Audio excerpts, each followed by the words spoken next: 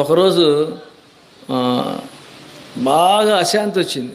ఎంత అశాంతి అంటే అంత అశాంతి వచ్చింది. మరి నేను క్రిస్టియన్ని, మరి క్రైస్తవుడిగా జీవించలేకపోతున్నాను. మరి చాలా అశాంతి, బాగా విసుకొచ్చింది అనమాట. ఆ రోజు అసలు నిద్ర పట్టలేదు. నిద్ర పట్టకపోయేసరికి తలలేపి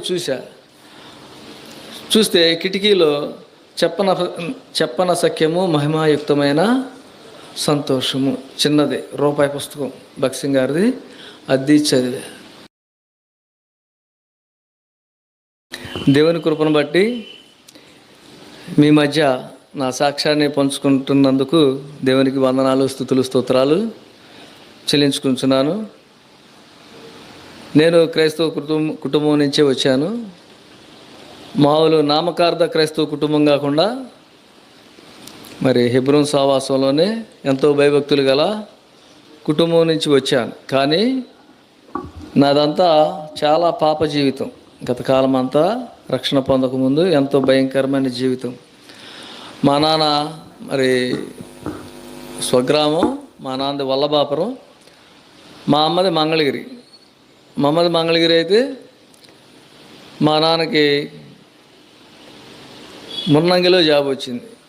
మా వల్లభాపురం పక్కనే మున్నంగిలో జాబ్ వచ్చింది. మా అమ్మకి జాబ్ రాలేదు. వివాహం అయిన తర్వాత ఆ తర్వాత సంవత్సరం మా మంగళగిరిలో జాబ్ వస్తే మా నాన్న ట్రాన్స్ఫర్ పెట్టుకొని మంగళగిరి షిఫ్ట్ అయ్యాడు. మంగళగిరి షిఫ్ట్ అయిన తర్వాత మంగళగిరి మారిన తర్వాత నేను పుట్టాను. పెద్ద అన్నయ్య అప్పటికే జన్మించున్నాడు. రెండో అన్నయ్య, తర్వాత నేను మూడో వాడిని. 4 మగపిల్లలము, 3 ఆడపిల్లలు, పెద్ద సంతానం, టోటల్ 9. సరే, 2 ప్రభుత్వ ఉద్యోగులు, 2 టీచర్సే. అయితే జీవితానికి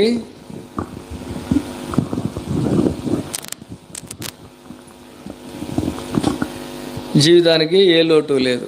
అయితే తల్లిదండ్రులు కూడా మరి తల్లిగారు పుట్టిన దగ్గర నుంచి బాగా క్రిస్టియన్ బ్యాక్గ్రౌండ్ అవటం వల్ల తను మొదటగా రక్షింపబడింది. తర్వాత నాన్నగారు మంగళగిరి షిఫ్ట్ అయిన తర్వాత రక్షణ పొందాడు. రక్షణ పొందిన తర్వాత అక్కడ విశ్వాసిగా ఉన్నాడు. అమ్మ కూడా విశ్వాసిగా ఉంది. సరే, నేను కూడా కామన్గా చదువుకుంటూ ఉండేవాడిని. మరీ అంత ఇంటెలిజెంట్నేం కాదు, తెలియగలవాడినేం కాదు. బిలో యావరేజ్ 50 బిలోనే నాకు మార్కులు వచ్చాయి. సరే, ఇలా చదువు అలా సాగుతూనే ఉంది. సరే, అందరం మరి చర్చికి వెళ్ళేవాళ్ళం. హెబ్రోన్ సహవాసమే మంగళగిరి పట్నస్కి వెళ్ళేవాళ్ళం. అందరం అలా జీవిస్తూ ఉండేవాళ్ళం. చిన్నప్పటి నుంచి VBS అలవాటు, యూత్ రిట్రీట్లు అలవాటు. మరి నాన్నగారేమో మరి మా మందిరంలో హార్మోని కూడా వాయిస్తూ ఉండేవాడు. అటువంటి కుటుంబంలో జన్మించినా కూడా నేను రక్షణ పొందని వాడిగా ఉన్నాను. రక్షణ పొందకుండా ఉన్నాను. డిగ్రీ అయిపోయింది. డిగ్రీ అయిపోయిన తర్వాత నాది బీకామ్. అన్నయ్య వాళ్ళేమో BA చేశారు, వాళ్ళేమో BEd చేయాల. నేను బీకామ్ చేసి 1 సంవత్సరం వేస్ట్ చేసుకొని వీడు ఖాళీగా తిరుగుతున్నాడని ఎయిడెడ్ కాలేజీలో డబ్బులు కట్టి నన్ను BEd చేయించారు. తర్వాత రెండో అన్నయ్య BEd అయిన తర్వాత రెండో అన్నయ్య స్టూడియో పెట్టాడు, ఫోటో స్టూడియో పెడితే ఆయనకి వివాహం అయింది కదా, స్టూడియో పెట్టారు. ఆ స్టూడియోకి అలవాటయ్యాం. ఎప్పుడైతే ఆ స్టూడియో పెట్టడం మరి అట్లా అలవాటైందో అన్ని చెడ్డ అలవాట్లు నా జీవితంలో ప్రవేశించినాయి. లేని అలవాటు లేకుండా మరి చెడ్డగా జీవించేవాడిని. ఎంతో భయంకరమైన జీవితం. మరి సిగరెట్లు తాగేవాడిని, గుట్కాలు వేసేవాడిని, మరి ఆల్కహాల్ తీసుకునేవాడిని. ఎంతో భయంకరంగా జీవించేవాడిని. మరి అంతేకాదు, సినిమాలు చూసేవాడిని. డబ్బులు ఎప్పుడు చేతిలో ఉండే, స్టూడియోలో ఉంటాం కాబట్టి మరి సినిమాలు చూసేవాళ్ళం, విచ్చలవిడిగా తిరిగేవాడిని. అటువంటి భయంకరమైన జీవితం జీవిస్తున్నా కానీ తల్లిదండ్రులకి నేను తెలియనిచ్చేవాడిని కాదు. చాలా పవిత్రంగా అందరికంటే మంచివాడిలాగా ఇంట్లో ఉండేవాడిని. ఇంట్లో వాళ్ళు కూడా నా గురించి ఏమైనా చెడ్డగా చెప్పినా కానీ ఎవరు నమ్మేవాళ్ళు కాదు. అంత జాగ్రత్త పడేవాడిని అనమాట. అంత సిన్సియర్గా ఉండేవాడిని. మరి ఏ టైంలో ఇంటికి వెళ్ళి ఏ వాసన స్మెల్ రాకుండా జాగ్రత్త పడి టైం టు టైం వెళ్ళేవాడిని. మరి ఏదైనా చెడ్డ పనులు మరి ఇట్లా చేయాల్సి వచ్చినప్పుడు ముందలే టైమింగ్ సెట్ చేసుకునేవన్నమాట. పలానా టైం నుంచి పలానా టైం దాకా ఇలా చేయాలని, ఇలా తాగాలి, ఇలా ఉండాలి అని చెప్పి ఆ అదంతా అయిపోయిన తర్వాత మొత్తం అంతా దిగి అంత అయిపోయిన తర్వాత శుభ్రంగా మరి ఏమీ వాసన రాకుండా ఇంటికి వెళ్ళేవాడిని. అంత భయంకరమైన జీవితం జీవించేవాడిని. ఎవరికి తెలియదు అనుకునేవాడిని. ఒకసారి నేను మదిరి వెళ్ళాను, మరి వీడియో షూటింగ్కి మదిరి వెళ్తే అక్కడ నేను గుంటూరు జిల్లాలో ఉంటాను, మంగళగిరిలో. మరి కృష్ణా జిల్లా దాటి ఖమ్మం జిల్లా మదిరి వెళ్ళాను. అక్కడ స్టేషన్లో ఆ చివరి నుంచి ఈ చివరికి తిరుగుతూ ఒక 4-5 సార్లు తిరిగాను. తిరిగిన తర్వాత ఒక ఆయన బంగారపు కొట్టు పని ఆయన గుర్తుపట్టాడు. మా అమ్మ దగ్గర చదువుకున్న ఆయన. నువ్వు పలానా వాళ్ళ అబ్బాయి కాదు అన్నాడు. అనగానే ఇప్పుడు ఎవరి పరువు పోయింది?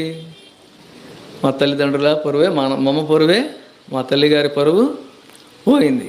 అట్లా మరి నాకు తెలియకుండా మరి నన్ను ఎంతమంది చూశారు చెడ్డగా అట్లా జీవిస్తూ ఉంటే. మరి ఎంతమంది చూశారో నాకు తెలియదు, కానీ నాకు చాలా బాధేసింది.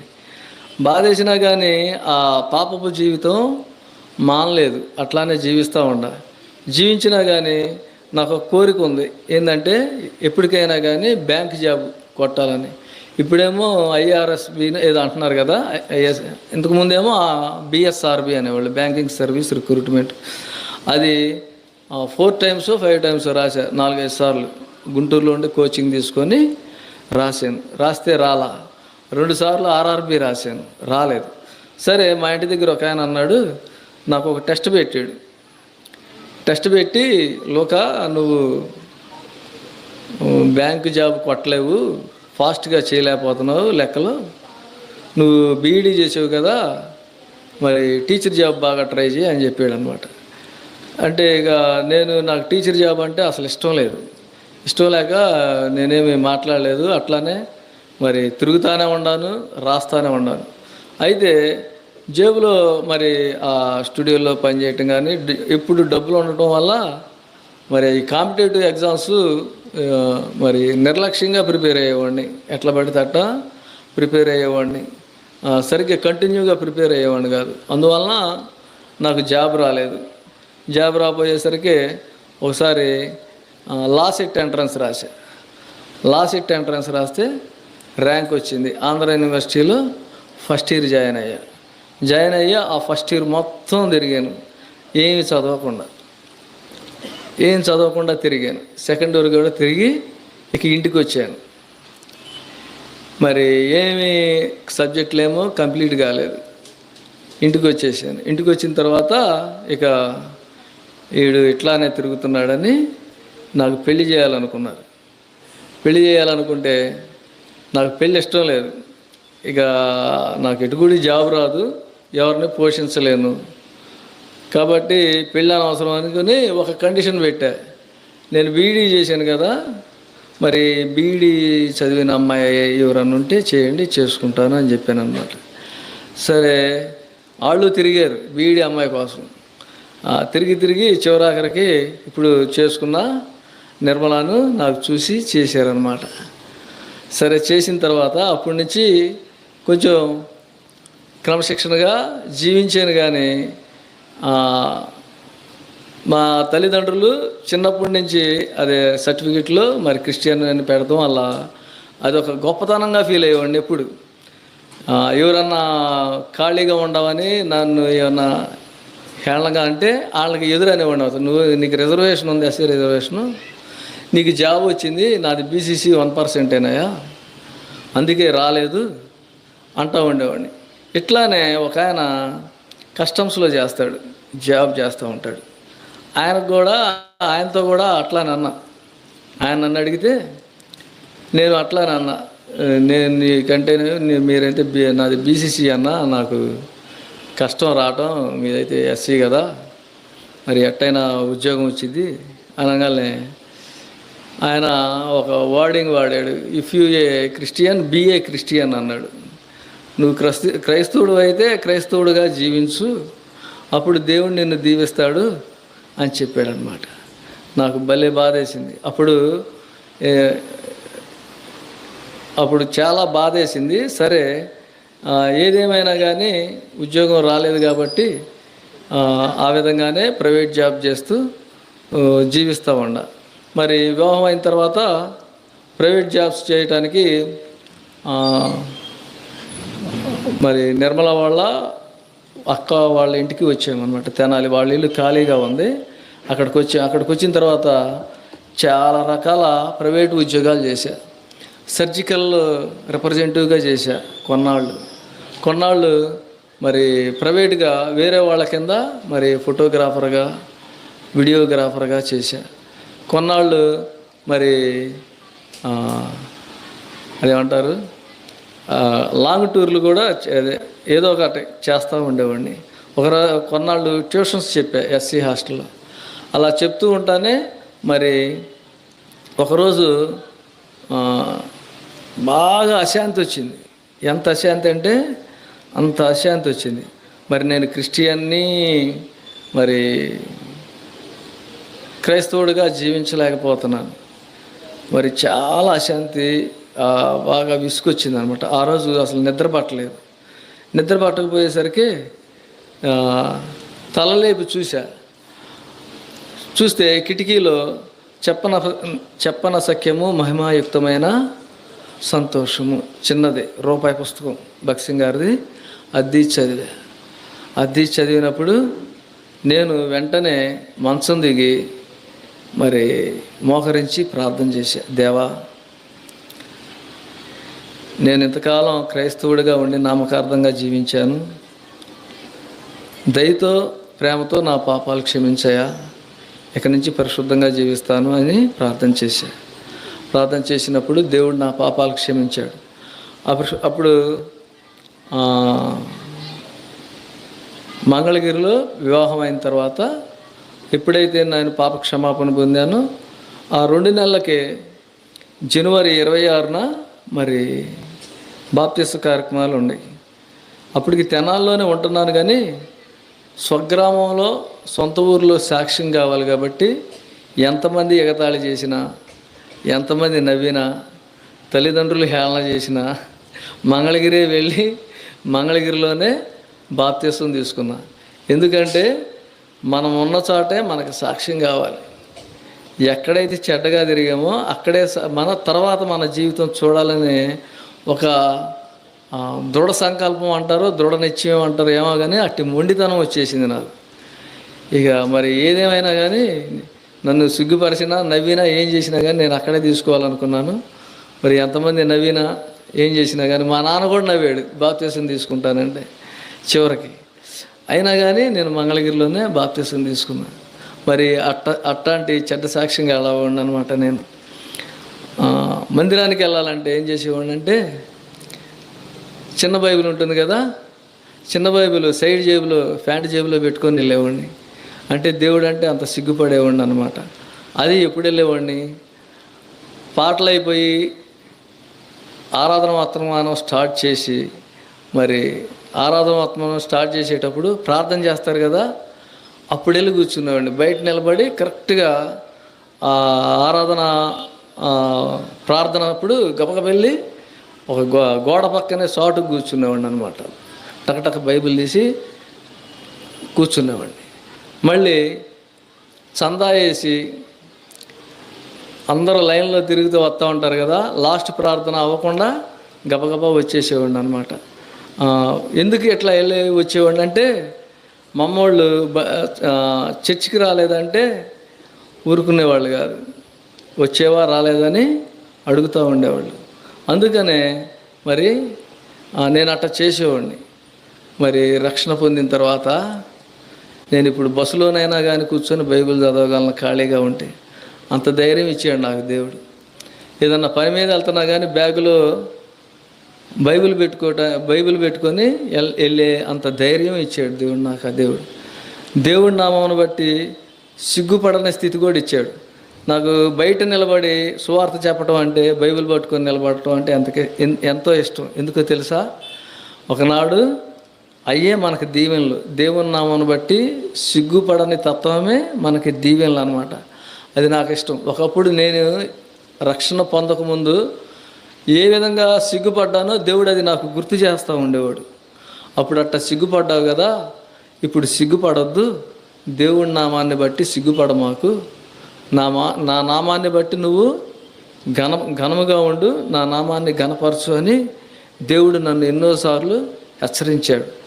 మరి మొదట రక్షణ పొందిన కొత్తలో కూడా కొంచెం ఇబ్బందికరంగా ప్రవర్తించేవాడిని. కానీ దేవుడు నాతో స్పష్టంగా మాట్లాడాడు, నువ్వు ఇలా ప్రవర్తించాలి. సరే, నాకు ఉద్యోగం ఎలా వచ్చిందంటే, అదే ఆయన అలా అన్న తర్వాత నాకు బాగా పౌరుషం వచ్చి చాలా పరిశుద్ధంగా జీవించేవాడిని, నమ్మకంగా యథార్థంగా జీవించేవాడిని. అయినా కానీ నాకు ఉద్యోగం రాలా. మరి అవనగడ్డ వెళ్ళి కోచింగ్ తీసుకున్నా కానీ నాకు ఉద్యోగం రాలా. చివరిసారి లాస్ట్ ఛాన్స్ అని మరి ఇంటి దగ్గరుండి ఏ జాబ్కి వెళ్లకుండా దేవుని కృపను బట్టి, దేవుడు ఇచ్చిన జ్ఞానాన్ని బట్టి ప్రిపేర్ అయ్యి రాస్తే 5 పోస్టుల్లో 3 పోస్టులు బీసీసీలో 3వ పోస్ట్ నాకు వచ్చింది. ఆ 3వ పోస్ట్ నుంచి 2వ పోస్ట్కి జంప్ అయ్యాను అనమాట. ఎలా జంప్ అయ్యానంటే, ఫస్ట్ అమ్మాయి ఓపెన్ కేటగిరీలో వెళ్ళిపోయింది. ఓపెన్ కేటగిరీలో వెళ్ళేసరికి నాకు 2nd ప్లేస్ వచ్చింది. నాకు మంచి ప్లేస్ వచ్చింది. తెనాలి దగ్గర మున్నంగి ఉండేది. తెనాలి, సరే తెనాలి దగ్గర, తెనాలి నుంచి మున్నంగి వచ్చి అక్కడ జాబ్ చేస్తూ ఉండేవాడిని. చాలా సుఖంగా ఉంది, హ్యాపీగా ఉంది. ఇక సరే, కానీ ఆత్మీయ జీవితం ఏమంతా ఎదుగుదల లేదు. సండే చర్చికి వెళ్ళి రావటమే, మరి సంఘ ప్రార్థన, మరి బైబిల్ స్టడీ, వీటిలో పాలు పంపులు పొందేవాడిని కాదు. ఎందుకంటే అక్కడ పరిచయస్తులు తక్కువ. ఒక స్తంభం దగ్గర ఆనుకొని కూర్చొని మళ్ళీ వెనక్కి వచ్చేసేవాడిని. కానీ చాలా ఆత్మీయంగా పెందలాడే వెళ్ళేవాడిని, పెందలాడే వచ్చేవాడిని. దేవుడు మరి ఎందుకనో కానీ ట్రాన్స్ఫర్ ఇచ్చాడు. ఎక్కడికంటే గురిజాల మండలం పులిపాడు ట్రాన్స్ఫర్ ఇచ్చాడు. అక్కడ ఆత్మీయంగా వృద్ధి చెందడం జరుగుతుంది. సరే, ఈ జాబ్ రావడానికి ముందు చాలా ప్రైవేట్ జాబ్ చేశానని చెప్పాను కదా. ప్రైవేటు ఉద్యోగాలు చేయటమే కాదు, మరి పెద్దమ్మాయి కూడా జన్మించింది. పెద్దమ్మాయి కూడా జన్మించిన తర్వాతే దేవుడు నాకు ఉద్యోగం ఇచ్చాడు. క్రైస్తవుడిగా మనం రక్షణ పొందిన తర్వాత దేవుడు వెంటనే మనల్ని ఆశీర్వదించడు. పరీక్షా పరిశోధనలో తప్పనిసరిగా ఉంటాయి. దేవుడు అనుభవం ద్వారా నాకు తెలియజేశాడు.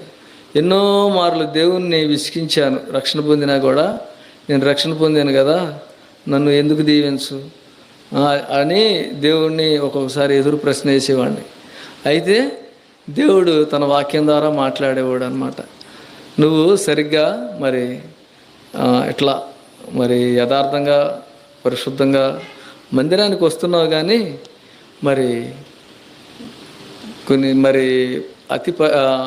కొన్ని విషయాల్లో ఎంతో నిర్లక్ష్యం వహిస్తున్నావు.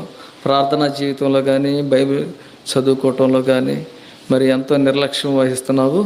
వీటన్నిటినీ సరి చేసుకోమని స్పష్టంగా చెప్పాడు. మరి అన్నీ సరి చేసుకున్నాను. తర్వాత ఒకసారి రక్షణ పొందిన తర్వాత బైబిల్ మొత్తం కూలంకషంగా బాగా చదివాను. అసలు ఎవరు చదివి మరి బట్టినట్టు చదివాను. చదివిన తర్వాత ఒక చెడ్డ ఆలోచన వచ్చింది నాకు. నాకు ఇంత జ్ఞానం వచ్చింది కదా బైబిల్లో, మరి నేను బోధించవచ్చు అనుకున్నా. ఒక నెలకి అంతా మర్చిపోయా బైబిల్ మొత్తం. సరే, ఒక నెలకి అంతా మర్చిపోయా. అప్పుడు మరి నా హృదయాతిశయం వల్ల నాకు రావాల్సిన మరి ఆత్మఫలాలు రాకుండా నేనే చేసుకున్నాను అనమాట. అది నా పొరపాటే. తర్వాత దేవుణ్ణి క్షమాపణ అడిగా.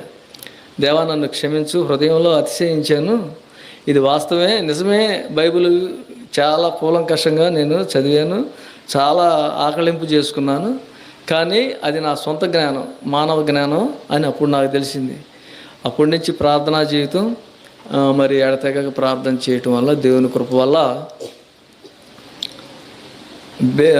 నడికుడి వెళ్ళినప్పుడు మాత్రం అక్కడ దేవుని మందిరంలో దేవుని బిడ్డలతో సహవాసం బాగా ఉండటం వల్ల ప్రార్థనా జీవితం బాగా వచ్చింది. అక్కడే ప్రార్థన చేయటం నేర్చుకుంటున్నాను. ఆరాధన చేయటం నేర్చుకున్నాను. తర్వాత అక్కడ మరి ఎఫ్రాయిం గారి దగ్గర పనిచేసే అబ్బాయి సడన్గా మానేశాడు. మందిరం పక్కనే మా ఇల్లు, మా ఇల్లు కాబట్టి సరే ఎవరు మైకు పెడతలా, మరి మైకు పెట్టేవాళ్ళు అందుబాటులో లేరు. పెడతారు కానీ ఆ టయానికి వచ్చి అట్లా పెట్టేవాళ్ళు అనమాట. ఇక లాభం లేదని పాపం నన్ను అడిగాడు, అన్న కొంచెం మైక్ పెట్టు, కొంచెం నేర్చుకొని పెట్టు అన్నాడు. నాకు టచ్ లేదు. దాదాపు 2 సంవత్సరాలు మరి రెస్ట్ లేకుండా పెట్టాను మైకు. ఏ రోజు గ్యాప్ ఇవ్వకుండా, అంటే ఏ రోజు గ్యాప్ అంటే అక్కడ వారకొడుకులు బాగానే ఉంటే సండే ఈవినింగ్ ఇట్లానే సువార్త పరిచర్య ఉంటుంది. మళ్ళీ కృతజ్ఞత కూడికలు, మళ్ళీ సండే చర్చిలో మైకులు పెడతాం.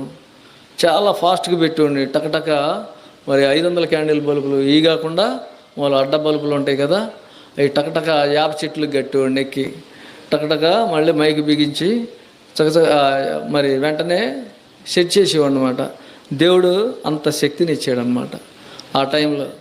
అలా దేవుని మందిరంలో క్రమశిక్షణగా మరి చాలా నేర్చుకున్నాను. మైకు పెట్టడం నేర్చుకున్నాను. చిన్న చిన్న కరెంటు పనులు కూడా అక్కడే నేర్చుకున్నాను. దేవుని మందిరంలో మనం పనిచేసేటప్పుడు నాకు తెలిసింది ఏంటంటే, ఇది దేవునికి చేస్తున్నానని మనం చేయాలి, ఎవరికో చేస్తున్నామని చేయకూడదు, ఎవరి కోసం మనం చేయకూడదు, యథార్థంగా పరిశుద్ధంగా చేయాలి. అందువలన నన్ను అక్కడ దేవుడు ఎంతో ఆశీర్వదించాడు, మంచి ఆరోగ్యం ఇచ్చాడు. అంతెత్తు గోడ మీద నుంచి కూడా ఎగిరి దూకేవాడిని నేను. మరి నాకు దెబ్బలేం తగిలే కాదు, మైక్ గట్టి దూకేవాడిని అంతే. అంత శక్తిని ఇచ్చేవాడు దేవుడు నాకు.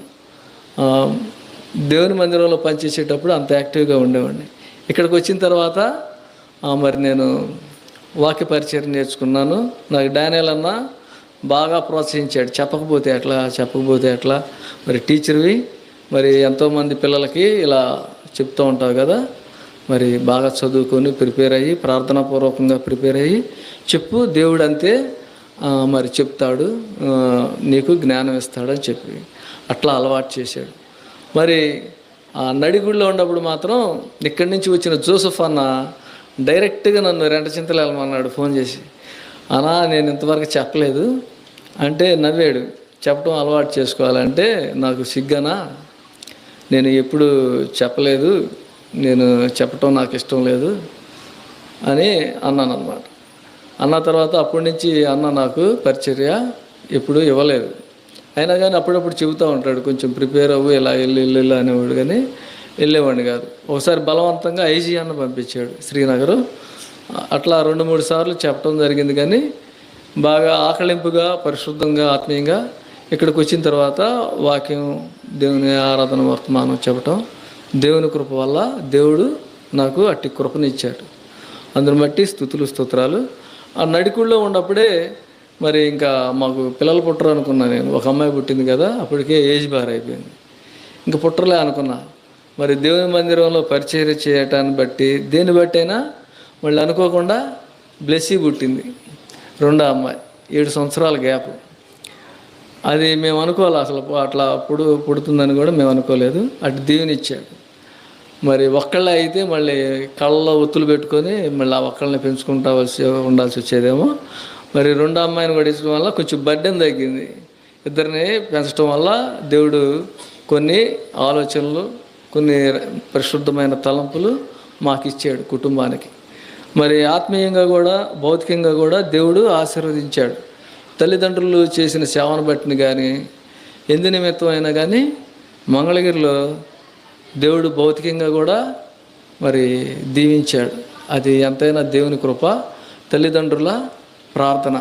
మరి వాళ్ళ ప్రార్థనే లేకపోతే మరి ఈనాడు నేను మీ ముందు ఇలా నిలబడేవాడిని కాదు. నేను చేసిన పాపాలను బట్టి ఎప్పుడో మరి పెళ్లి కాకముందలే మరి ఈ భూమిని వదిలేసేవాడిని. ఇది నిత్య సత్యం. మరి బైబిల్ పట్టుకొని చెబుతున్నాను. ఇప్పుడు చనిపోయి నరకానికి వెళ్ళాల్సిన వాడిని. మరి తల్లిదండ్రుల ప్రార్థన వల్ల కానీ దేవుని ఏర్పాటు వల్ల కానీ మరి దేవుడు తన అమూల్యమైన రక్షణ నాకు ఇచ్చాడు. అమూల్యమైన రక్షణ ఇవ్వటమే కాదు, మరి రక్షణ ఇచ్చిన తర్వాత ఎన్నో పరీక్షల నుంచి నన్ను నడిపించి మరి భౌతికంగా దీవించాడు. ఒక ఉద్యోగం ఇచ్చాడు. ఆ ఉద్యోగంలో కూడా ఎటువంటి పొరపాట్లు చేయకుండా మరి ఎంతో కృపనిచ్చాడు. పులిపాడులో చేసేటప్పుడు బాగా అది ఓసీస్ ఏరియా, భలే స్ట్రిక్ట్గా ఉంటారు. మరి వేరే వాళ్ళని అయితే అసలు ఎంటర్ కానిరు, భలే భయంకరంగా ఉండేది పులిపాడు అంటే. ఒకప్పుడు బాంబులు వేసుకున్నారు. మరి అక్కడ కూడా దేవుని కృపను బట్టి మంచి పేరు తెచ్చాడు. మరి అక్కడ చుట్టుపక్కల వాళ్ళు కూడా మరి మంచి పేరు తెచ్చాడు. మరి హిందూస్ అయినా కానీ కళ్ళు మూసుకుంటారా అని మరి వాళ్ళని కళ్ళు మూసుకున్న తర్వాత ప్రేయర్ చేసేవాడిని, మనసులో ప్రేయర్ చేసేవాడిని. ఒకసారి అనుకోకుండా బయటికే ప్రార్థన వచ్చింది, చేసేసి ఆమెనని చెప్పా. తర్వాత ఇది చర్చి, ఇది బడి కదా, మరి మత ప్రచారం చేయకూడదు కదా అని అనుకున్నాను. అయినా కానీ దేవుడు మరి ఎటువంటి అబ్జెక్షన్స్ ఇలా పిల్లలు మరి వాళ్ళు హిందూస్ కాబట్టి ముఖం నోరు తెరిచి చూస్తున్నారు అన్నమాట. అట్లానే చూస్తున్నారు. సరే ఏం లేదురా, క్రిస్టియన్స్ క్రైస్తవులం కదా ఇలా ప్రార్థన చేసుకుంటారు అని చెప్పాను అనమాట. చెప్పిన తర్వాత నుంచి కొంచెం జాగ్రత్త పడ్డాను. కళ్ళు మూసుకోమని చెబుతాను, ప్రార్థన చేసి అరే కళ్ళు తెరవండరా అని చెబుతాను అనమాట. అట్లా చేసేవాడిని. ఇప్పుడైతే నేను ఉండేది మామూలుగా ఎస్సీ ఏరియా కాబట్టి ఇబ్బంది లేదు.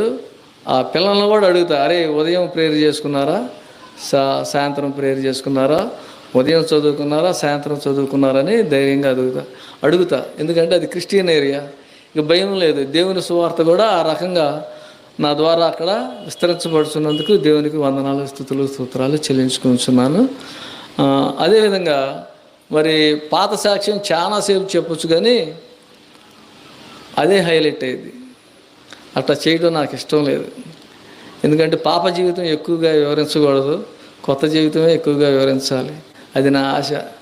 ఎందుకంటే కొత్త జీవితంలోనే మరి అందరూ విని రక్షణ పొందాలి. పాత జీవితం పాపపు జీవితం కాబట్టి అది యాంగ్జైటీగా ఉంటుంది, ఇంట్రెస్ట్గా ఉంటుంది, కానీ దానికి రక్షణ లేదు.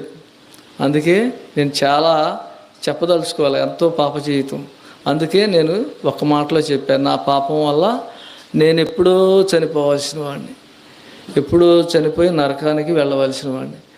దేవుని కృపను బట్టి మరి దేవుని కృపే అనుకోవాలి, తల్లిదండ్రుల ప్రార్థన కంటే దేవుని కృపను బట్టి మరి ఈనాడు దేవుని గ్రంథాన్ని హత్తుకొని జీవించగలుగుతున్నా. మరి అట్టి గొప్ప జీవితం మరి ఇక్కడ రక్షణ పొందని వారు ఎవరైనా ఉన్నారంటే వారు రక్షణ పొందాలి. ఇంకెంతో కాలం లేదు, మరి దేవుని రాకడ సమీపమైనది. మరి ఆయన వచ్చినప్పుడు సిగ్గులేని ముఖంతో మనం ఎదురవ్వాలి.